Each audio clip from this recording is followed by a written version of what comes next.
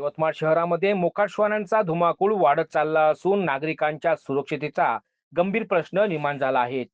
Vadgaon road परिसरातील सहकार नगर, महादेव नगर आणि राणा प्रताप नगर भागामध्ये मोकाट श्वानांची संख्या मोठ्या प्रमाणात वाढली आहे.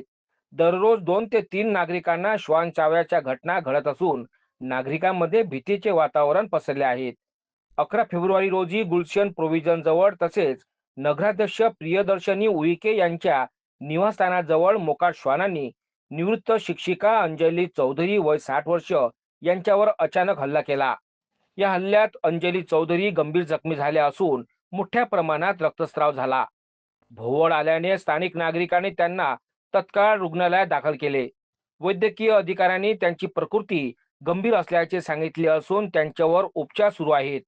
शहरात मोकाट श्वानांचा वाढता त्रास लक्षात घेता नगर परिषदेने तातडीने ठोस उपाययोजना कराव्यात अशी जोरदार मागणी नागरिकांकडून केली जात आहे.